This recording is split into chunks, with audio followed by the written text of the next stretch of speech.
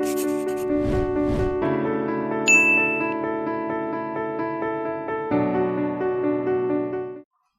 Durgae Jyothi Sai.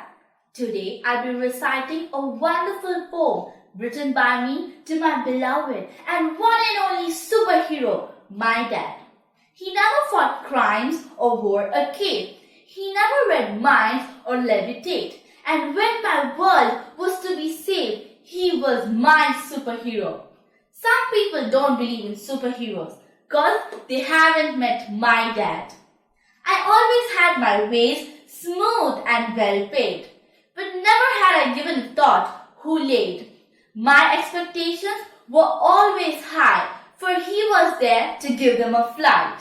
No matter how weird and strange my imaginations were, for he was there until I reached my destination. And when success was out of reach, his lap was all ready to tell tales and teach. When I would feel soulfully imperfect, his freestyle dance and sing-along would give me a glance and all my sorrows all gone. I'm very grateful to give me a life, a perfect life concert. My dad, my superstar. Thank you.